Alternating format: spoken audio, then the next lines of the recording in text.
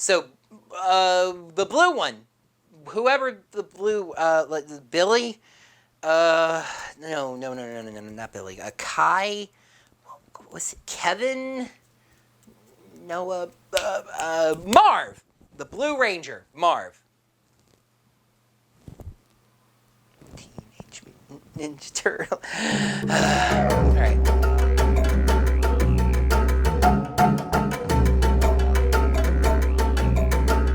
Hello there, heroes. I'm Michelangelo, the most radical of the Teenage Mutant Ninja Turtles. The Orange Ranger asked me to fill in and review this week's episode. I am psyched! I watch Power Rangers all the time on the TV down in the sewer, and I really don't feel like doing that voice for an entire episode. Yes, hello there, heroes. I'm the Orange Ranger, and welcome to another Power Rangers Super Ninja Steel episode review. Hope you like my Halloween costume. Fun and exciting, while also making sure to stay on brand. This week's episode is kind of the reverse of last week's episode. Last week, it wasn't Halloween, but the show was saying it was. This week, it is Halloween, at least as far as the date this episode is being posted, and the show says it's just another week. Well, magic is a main topic of the episode, and some people are wearing costumes, technically speaking, but I'm getting ahead of myself, aren't I? Let's take a look at the 18th episode of Super Ninja Steel, Magic Misfire. Right off the bat, we start with yet another example that the writers of Super Ninja Steel do not know the difference between a class and a club. Preston is leading a group of students at Magic Club, going over some tricks with them, and they make it very, very clear that this is Magic Club.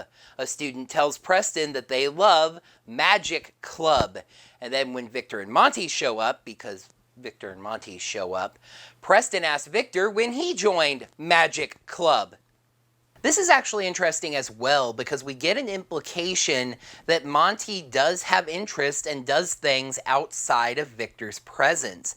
Preston reacts to Monty with just a friendly greeting as if he's been there before, but to Victor's presence with surprise. I was really hoping that they'd go somewhere with this, but they really didn't. Victor is there because he says magic can impress women. Anyway, Monty demonstrates his hypnosis skills by putting Victor under, and my immediate nitpicky thought was that hypnosis is not a magic trick. It is a skill, a learned ability that is used in legitimate things like therapy. Yes, it's used for entertainment as well. My point is, it's not an illusion.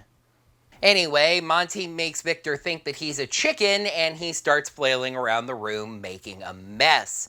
Meanwhile, another student makes a fake bouquet of flowers appear, and that also makes a real bee appear because that makes a lot of sense.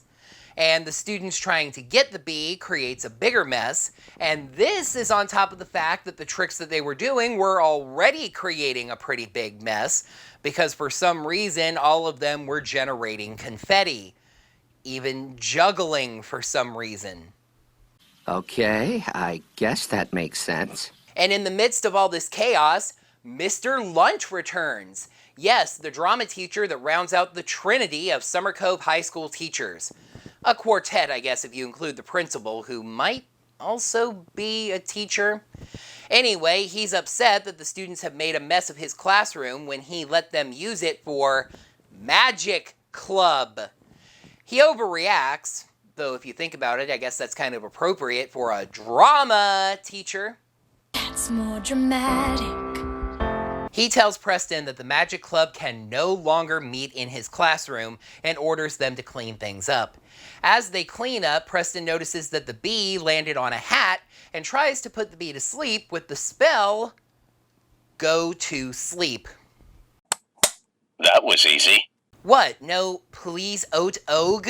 Or, this bee we do not want to keep, so put this little bug to sleep. Anyway, he misses, and that actually leads me to a quick side note, just a general question. Why is so much magic in fiction beam-based? Wouldn't a magic spell just directly affect its target without any sort of beam having to travel from A to B? Anyway, the beam hits Mr. Lunt instead, putting him to sleep as he falls into a very convenient chair. An incredibly convenient chair. An extremely convenient... What was that chair doing there? As fate would have it, this is when the principal just happens to walk in. She sees a classroom in complete chaos and the teacher, Mr. Lunt, asleep. She accuses him of sleeping on the job. No, no, no, no, no, no, no, no! And you see, here's why I was bringing up the difference between a class and a club as such a big issue. If this is Magic Club, then he's not sleeping on the job. He's doing volunteer work, mentoring a club after school. So no, he hasn't fallen asleep during class. Clubs meet after school. Like I said in the previous review where this came up, the drama club thing I could sort of understand, because when a drama club is running a show, they tend to rehearse it all through the school day the day before. But that doesn't apply here. This is a magic club. It's not during school, it's after school. Anyway, she flies off the handle even more than he did, firing him. Up on the Warrior Dome, Tynamon drags Brax into a confrontation with Odious. He says it's high time that Madame Odious made good on the deal they struck? Hold it. What you talking about, Ansel? What deal? Seriously, Tynamon, nobody in the audience knows what you're talking about because this has never been established. You came to the Warrior Dome to bring Brax onto Galaxy Warriors as a contestant. That's it. There was no deal. This really reminded me actually of Dimensions in Danger, where we got all this kind of background talk about Odious and Lord Draven having made deals that we never got to hear the details of beyond the basics that were needed for the episode. The writers seem to think that it makes Odious this mysterious, dealing kind of a villain, so cunning and fox-like, when they talk about these deals under the table that she's made with characters in closed rooms, apparently, that we never got to see. And it actually might, if they would ever reference back to them later, or we even got little hints that it's something that was happening, like maybe Badana walking into the throne room with Odious and Tynamon talking hush-hush and suddenly stopping when she showed up or something like that. Otherwise, it comes off exactly like this. Tynamon barges in, says, "We had a deal!" And we don't have the first clue what he's talking about. Odious is fed up with Tynamon and decides to out his little secret. Though I'm pretty sure everybody in that room already knew it. Maybe not Brax, but Brax doesn't react to it one way or the other, so I really can't tell. Now, I know that some of you are not watching Ninja Steel itself and are only keeping up on the story of the show through my reviews. So, I am now going to reveal Tynamon's little secret. The one that the villains have been teasing him about and he's been keeping since he first appeared on the show. Are you ready? His little secret is absolutely literal. Tynamon is a tiny little monster, no more than 6 inches tall, piloting a robot suit that looks like his body in full size. I mean, for goodness sake, even his name, Tynamon, tiny monster. This does shake Tynamon, but all that does is make him reveal that he is desperate. Odious had apparently promised to gigantify him, which at this point I was assuming would make a micro monster into the size of a regular monster, but I also had a feeling that I was wrong about that, in exchange for something that we never actually find out about. I mean, their original deal. We're about to find out what she wants now. Odious says she has every intention of following through, but he just has one more little task that he needs to do for her. She gives him a ray gun, shrinking it down so it's his size, and says that task is to capture Mick, the Ranger's friend. Meanwhile, the Rangers are doing a little plot exposition establishment. Preston hasn't arrived at practice yet, and the other 5 are practicing a new technique called 5-element barrier. When they combine the 5 elements of their element stars, by your powers combined, I am Captain Planet! Go there! No, instead it apparently creates some kind of big soap bubble, because soap bubbles are known for being excellent force fields. And yeah, combining the powers of earth, fire, water, metal, and forest totally creates a force field? Man's practicing fuzzy math again. Preston comes back, and Levi makes sure to thank Preston for letting him borrow his element star. So I guess officially Levi doesn't have an element star. I know he has his storm star, but I still find it weird that either the Prism or the Rangers making one wouldn't make sure that Levi had an element star. Anyway, Preston is all depressed about having gotten Mr. Lunt fired, so Sarah tells him to get off his blue butt and do something about it. When Haley mentions that all of the students really seem to like Mr. Lunt, that gives Preston an idea. I have an idea. Really? What is it? Let's leave! The idea is a petition drive. As Mr. Lunt starts packing up his classroom, he hears the Rangers stopping students and having them sign the petition, and also the students reacting positively and saying they're going to do it because they like the teacher so much. He gets this look on his face that I can best translate as, "Aw, that's a nice gesture. Too bad it's not going to do a dang bit of good, though." The Rangers get together and realize that they've gathered nearly 130 signatures. Seriously, unless Summer Cove High is a small private school, as I've theorized in the past, that's a very small percentage of what is a normal high school student body in California. Anyway, Brody points out the principal, and Preston makes his pitch. However, while she looks duly impressed, she is not swayed. You see, she says that falling asleep in class is a serious offense for a teacher.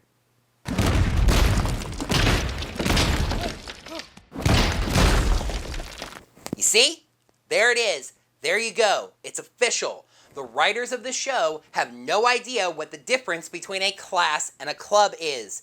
They were not in class. They were at Magic Club, which meets after school, where the rules are a little bit different as far as how closely the teacher needs to be observing the students. Heck, there was one year that I was in drama club that we didn't officially have a teacher mentor. Mick comes out to talk to the Rangers in the school because of upcoming plot convenience and realizes that the petitions didn't work, but Preston says he's not giving up. Mick says that he's sure they'll figure something out with their ninja minds, which I really thought was setting up for Preston's next idea, especially given what we're going to see. I mean, it's just not a line that you say normally. It's kind of like, "Hey, what should I do with this $100 I just found?" "Oh, I'm sure you'll figure something out with your saving your money mind." Redbot calls the Rangers and reports there are buzz cams at Hillcrest Quarry. I'm not entirely sure why that location needed a name, even if I've called them out for not having location names before, and I will touch on that later. Anyway, the Rangers run off, but we stay with Mick, another transition of location. Mick sees Tynamon run into the shop. Confused, he follows him. He eventually finds the tiny man, who zaps him with a ray gun, turning his eyes red. For dry, red eyes, clear eyes is awesome. So the Rangers get over there, but we do have time to hear Brax specifically mention that he is a distraction before they show up. They banter a bit back and forth and then have their battle, and it's actually, again, a pretty good fight. Lots of explosions and the Rangers being outclassed, but still getting some hits in. It was good stuff. Oh, by the by, the Rangers decided to go to the quarry by using their bikes. This officially establishes that Levi has his own bike. I know we've seen him ride one before, but I don't think we've ever seen all 6 at the same time, so this does establish that Levi did get a bike star at some point. This is where things took a little bit of a left turn. You see, the Rangers decide to use the 5-element barrier, sealing Brax and Brody into a soap bubble battle arena, with Levi tossing Brody the Superstar Blade before they do. That is not a good idea! Every time that you have fought this monster, including today, he has basically pushed you around. You've made very little headway with him. He has basically controlled every fight against you as a group of 6. So your solution to that problem is to seal Brody in with him for a one-on-one. Please explain to me how that makes any sense. And point proven, as Brax pushes Brody around once again, even throwing him into the soap bubble barrier, which somehow damages his power star and demorphs him. The Rangers retreat, and even Brax admits that the fight was pointless, just a distraction to get Mick. This is time to insert my repeated refrain. Go into the city, do some damage, and put some pressure on the Rangers while they're down. Villains are stupid. I know, right? Back at the base, Redbot says that the damage to the Power Star is conveniently just like the damage that Odious did to their Zord stars. I don't know, maybe think of it as some extreme form of sudden wear and tear from taking too much damage all at once. Anyway, that means that they can fix the Power Star with the water electro zappy thing that they did before, but it also means that Brody is going to be out of commission for a while. So, wow. The Red Ranger cannot morph. They just suffered another humiliating defeat at the hands of a monster, and I mean that literally because Brax has hands all over his body, that they cannot figure out how to beat, and they really just don't know what to do next. Things seem incredibly grim and dark right now. So let's talk about the drama teacher.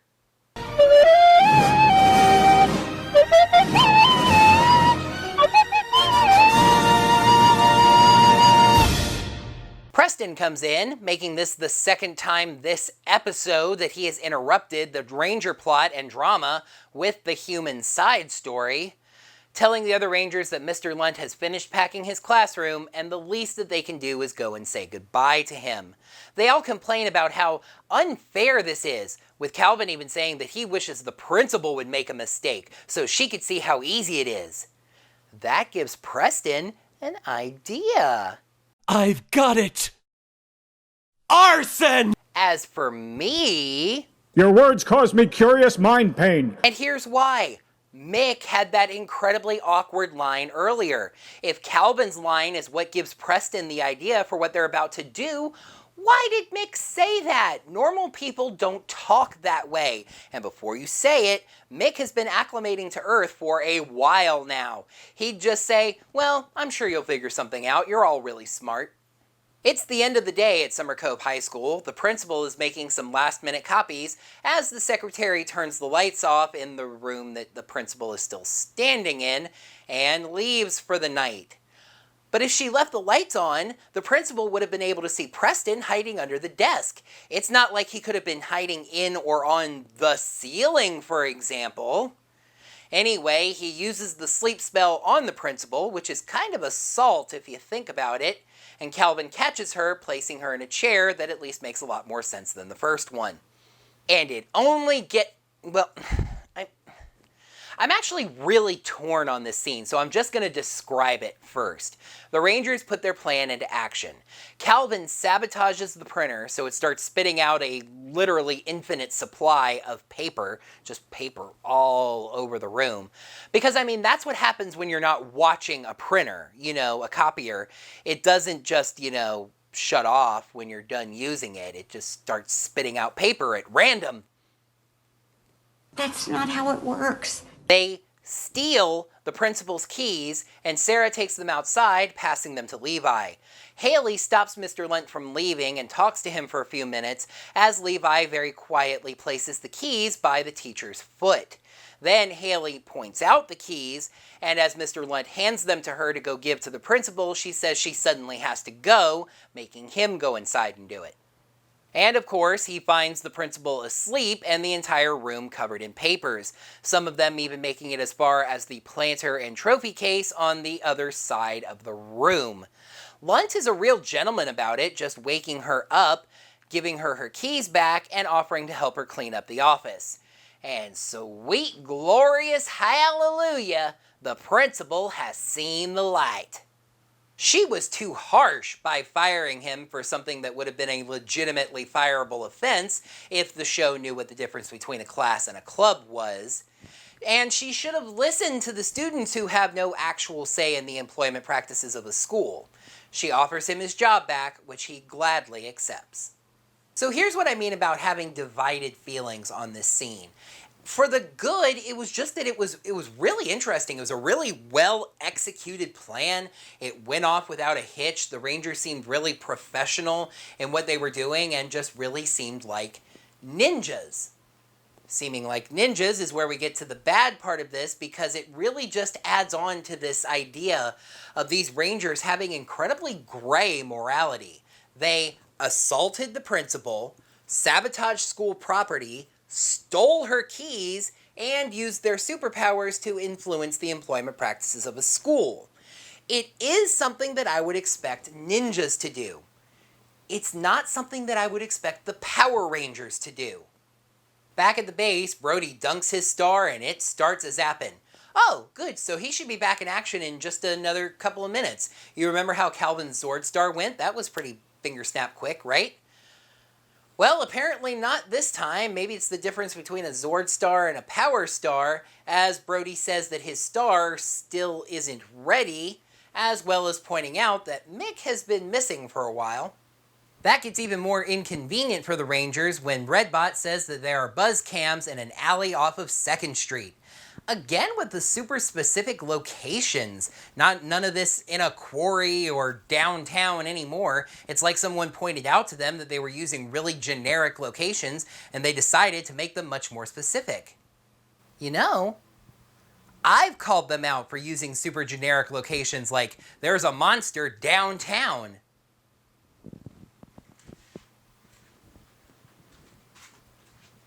Are you writers watching my show? I'd be both incredibly honored and kind of awkwardly embarrassed if that were true. As Preston says, they're just going to have to manage without him. Brody says that they should take the Lion Firestar because they might need it. You're right, Sarah or Haley might have the need to transform into Lion Fire Pink or Lion Fire White.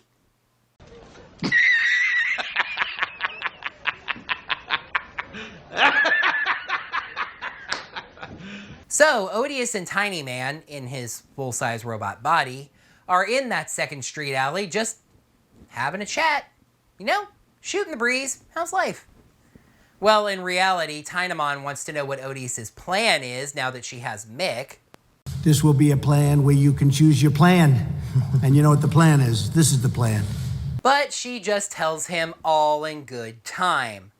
You just know that she doesn't actually have a plan yet. She just figured that capturing Mick was a good strategic move, and she can figure out something for him to do, even if it's just cooking the beans. So, do you remember earlier in this episode when Tynamon was all frustrated and annoyed that Odious hadn't fulfilled her end of the deal? He asks her again here about gigantifying him now that he's completed his task of capturing Mick, and she says... Just one more thing. You said that last time. Just get Mick and I'll gigantify you. Now, there's one more little simple task that he needs to do to earn his larger body. Destroy the Power Rangers. And oh look, here they come now. Listen, I don't even think Odious wanted Tynamon to win this fight. I mean, sure, it makes things easier for her if he does, but this way, if he's destroyed, she gets what she wants without having to go through with gigantifying him.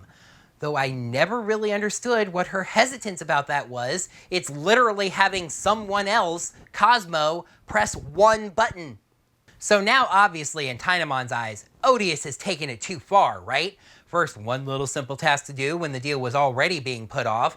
Now he has to do something else. No, he just says that he'll wipe the floor with the Power Rangers. Preston is actually pretty awesome acting as the team's leader, at least for now. More intimidating than Brody, and even giving me some subtle Marv from Hyperforce flashbacks. The Rangers morph, and as we get some really bad location matching in the jump between Sentai footage and American footage, Tynamon forms a rock wall and the Rangers break it. And this is clearly the desperate, no other option situation that demands Preston try to use the Lion Firestar. He wonders aloud if it'll work, and that's really disingenuous at this point. It has worked for Brody, Levi, and Calvin. Why wouldn't it work for you? It of course does, and this is the debut of Lionfire Blue. Levi kinda steals his thunder though, pun intended, by activating his superstar mode, and the two of them go straight to finishing moves on Tynamon. Preston's literally stabs Tynamon through the chest with an energy blade. Oh, and I nearly fell off of my chair when Levi literally said, That was easy. That was easy. "Thank you for the cutaway clip fodder, Levi."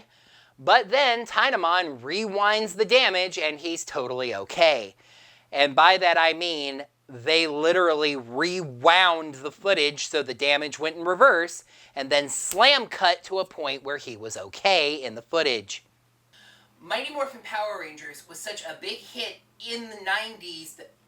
Wait, I said that already. Pirate, that MMPR was such a success. I know, Zordon, after the commercial, they rewind the footage again, so to speak, to the finishing moves, so we get to see the terribly rewound footage all over again. Levi and Preston declare that nobody is invincible. Not that Tynamon ever claimed that he was. Maybe he said something like, "You can't hurt me," or anything, but he never said the word invincible, but anyway, I'm nitpicking in that case. And they jump in, grabbing Tynamon's arms, and Haley fires an arrow blast directly into his face. "No!" Tynamon screams, "not the face!" We're just done with phrasing, right? That's not a thing anymore. So Brody randomly shows up, his star having been repaired, but he quickly realizes what the other Rangers see with shock. Tynamon's faceplate has been broken and falls away, revealing Tynamon's true little nature inside, and that he is... Preston actually says the words out loud, a tiny monster. Do you understand? Tynamon says they may have destroyed his robot body. That ain't true! That's not true! So get your facts straight. But he says that he's not afraid of them jumping down from his body and asking Odious to gigantify him. I was really hoping that he would start attacking the Rangers, jumping at them, catching them off guard. I mean, surely he still has some powers. I mean, heck, we've seen him use magic. He has magical powers.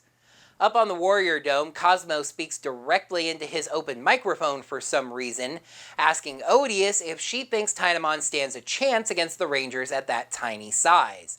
She reluctantly agrees to the gigantifying. Again, I really don't see why she was so reluctant about that. Okay, so I mentioned this earlier, and here we are. There are only two things that happen that would make sense here, okay? These are the options. Either they fire a regular Gigantifier beam, and it grows him up to normal on-the-ground monster size, and they have another ground fight, or they say that they fire a stronger beam, or they fire the beam twice, and he grows sword-sized. Right? No. Yep, they just fired the regular old Gigantifier beam, and Tynamon went from 6 inches to 180 feet. Man's practicing fuzzy math again. So Brody has kind of a weird idea on what to do about this. The Ninja Fusion Megazord. Remember, I don't call it what the show calls it because the show is wrong. But I mean, maybe it makes sense. Was he possibly inspired by the fact that Tynamon was a fusion of a monster and a machine? I wonder what Pokemon it is. So, the Fusion Megazord goes right for its finishing move, which is smart, but Tynamon just brushes that off and starts slamming them with toxic vines. Brody says they're going to need something more powerful. No freaking kidding, you should have started with something more powerful. So Preston calls the Lionfire Zord, which blasts Tynamon back before they form the Ultra Zord. Preston hops up on top, they do the finishing move, Preston's cockpit platform disappears for no explainable reason, and Tynamon goes from 6 inches to 180 feet to exploded in about 2 minutes. The Magic Club is meeting at the snack stop, temporarily homeless. Preston suggests practicing right there, but Victor doesn't want anyone seeing his magical secrets. Anyway, Mr. Lunt calls Preston over, thanks him for the petition drive and caring so much about him, and says that the Magic Club can use his classroom again, just to not mess it up so bad next time, and for Zordon's sake, wake him if he falls asleep. Wake up! Wake up! Rush and put a little makeup! The comedy wrap-up is actually kind of cute this time and even ties into the episode's plot, generally speaking. The snack stop apparently mixed the Rangers' sandwiches up. Calvin asks Brody what he ordered, and he says, chicken. And yep, you guessed it, probably without having a clip back to the start of the episode, seeing Monty's entire line. Chicken triggers Victor's hypnosis, he turns back into a chicken and runs away. But wait, there's more. Redbot calls the Rangers to the base in a panic. When they get there, they see a video call from Mick. He says that his parents are sick and he's going to visit them back in the Lion Galaxy. The Rangers are concerned, especially since Mick seems far quieter and more reserved than he usually is, but they wish him well. Up on the Warrior Dome, Odious and Badana discuss the first phase of her ultimate plan, using the mind control beam on Earth. Badana points out that the beam only hit one person this time. Of course, Odious had to shrink the thing down so that Tiny Man could use it, but you still get Badana's general point. This isn't exactly a planet-conquering weapon. Odious says that she can't make it bigger for some reason. She's really good with robots, but he can.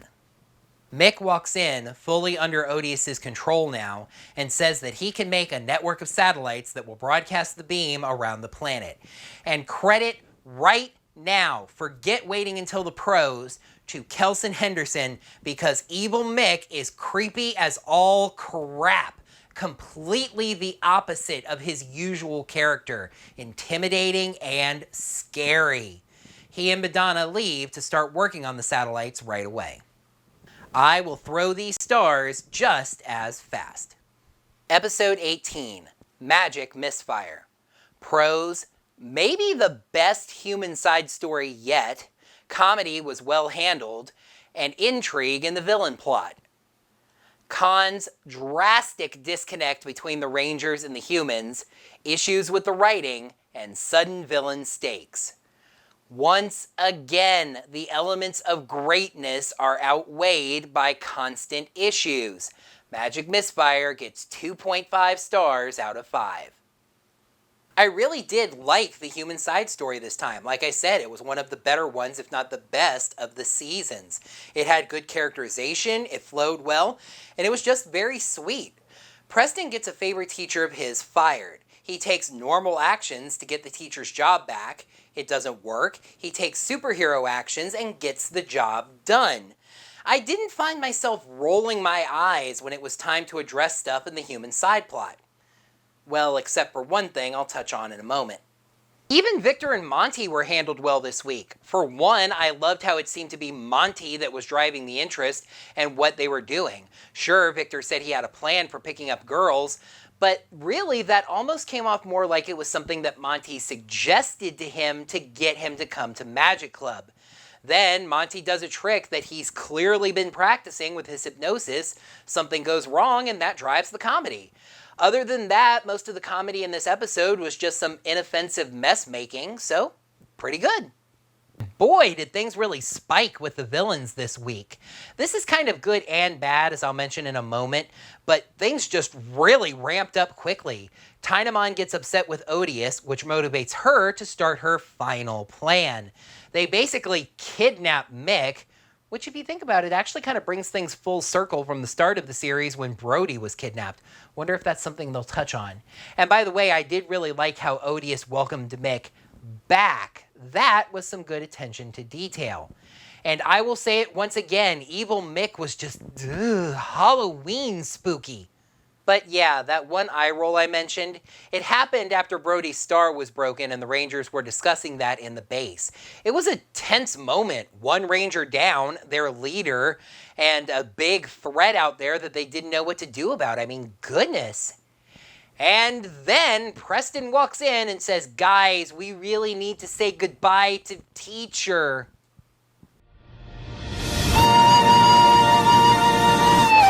It really just slammed the brakes on the interesting Ranger plot and shifted us over to the, yes, still pretty decent human side story. I'm not saying either of the plots were bad this week, but they just really didn't transition between the two of them very well. We spend the next few minutes of the episode completely 100% resolving the human side story before going back to the Ranger plot. It just made the whole thing feel vestigial, unneeded. And yes, I am going to once again harp on them not knowing the difference between a club and a class. But this time I'm adding something because it points to a bigger issue. Forcing a story to work when the details don't make any sense. Why did this need to be Magic Club? Because it's very unlikely that an American high school would be teaching a magic class, even as an elective. Why did the principal say that the teacher fell asleep during class? Because the teacher falling asleep during a club meeting would be a much less severe offense. See my point here? Having it be either one causes conflict and confusion with the other. But instead of explaining that problem in a way that makes sense, they just hand wave it, let it happen, and figure that most of the audience will not notice or care. And you know what? Maybe they're right. I am definitely a nitpicker. It's probably just something that someone like me would notice. It's just the fact that they've dealt with this confusion before with the same teacher, no less, that makes it more glaring for someone like me. And this is a problem that I have not just with Ninja Steel, but with the entire Neo Saban era, actually. Last-minute villain stakes. Odia says that she's putting the first phase of her big grand master plan into action. Even if we're to assume that all of the episodes of Super Ninja Steel have taken place on consecutive days, Odious has been in charge for nearly 3 weeks. Why hasn't she started her grand final master plan already? Get on with it! Posturing on her part? Perhaps. I really see it more as the writers deciding on the end game for the season first, deciding that they'll get to that right before the end of the season, and then having the rest of the episodes just be filler plots with monsters of the day and etc., etc. We have seen this happen time after time in the Neo Saban era. Xandrid, Mavro, Sledge, Heckle, etc., etc. We get in within a few episodes at the end of the season and, oh, now it's time to do the big master plan that the Rangers won't possibly be able to stop. A great final villain plot is one that should have been stewing from the very beginning and is just now ready. An excellent example of that is the other Power Ranger season that starts with Ninja ST, Ninja Storm. For most of the season, it looked like Lothor was just going through those Monster of the Day motions. But then we get to the end and bang! It turns out that all of that Monster of the Day stuff was involved with a plan that he was following from the very start. So I have a little bit of a confession to make. I committed something of a reviewer sin this week. I watched a review of this episode before watching the episode itself. It was Japanime's review, which I listened to actually on the way home from work and really enjoyed. If you haven't seen it yet, he said that this is now his favorite episode of Ninja Steel, and he called it a good episode of Power Rangers overall, despite some quibbles. I have to say I'm actually kind of the other way around on it. I didn't really think this was all that good of an episode, but there were parts of it that were very good. But in the end, that just makes this yet another episode of Ninja Steel that could have been fantastic if it could have just gotten out of its own way. So close, but yet so far. Oh, you almost had it. You gotta be quicker than that. Well, if the finale of Super Ninja Steel is going to be a two-parter, next week is when it's going to begin. We do have the dangling plot element of Evil Mick, so let's see what Odious can do with him. Let's take a peek at the 19th episode of Super Ninja Steel, Doom Signal. Madame Odious hosts auditions for a new Galaxy Warriors TV show that will manipulate the minds of its audience worldwide. I'm not enthused, I'll say that much. But for now, that's going to do it for another Power Rangers Super Ninja Steel episode review. Thank you, heroes, so much, as always, for watching. Make sure to like the video by clicking that thumbs up button right down below. In the comments below, let me know what you thought of this episode, as well as my review of it. Make sure you're subscribed to the channel to see all of my videos and ring the bell. Get your notifications set up so you get notified whenever I post brand new videos, just like these Power Rangers Super Ninja Steel episode reviews. And if you really like the work I do here on this channel and you'd like to lend me some financial support, head over to digitaltipjar.com/orangerangervid, which is now once again set up to accept donations, by the way. Thank you to the viewers that pointed out that something had gone wrong in the settings there. I've got that set back up, so thank you. Toss whatever little support in that jar you'd like, and I'd be grateful for anything that lands inside. And speaking of support, remember, this coming Saturday, November 3rd, my friend Ranger Liz is going to be spending most of that Saturday streaming to support Extra Life, to participate in Extra Life, and raise support for Children's Hospital charities. So make sure you head over to her stream. I heard she might be planning to do a live stream review and reaction to the latest episode of Super Ninja Steel. So make sure you check that out and donate if you can. Until next time, heroes, may the power protect you, and cowabunga, dude! What? No, please, oat og, or this little bee, So no, he hasn't fallen. The drama club thing, I could sort of understand the confusion because, like I said in that review, he says it's high time that Madame Odious made... What? Deal! Tynamon, nobody in the audience has the first idea what you're talking about. You bought... Gosh darn it. You brought Brax. And I know that some of you aren't watching the episodes and you say you just keep up with Ninja Steel through my reveals.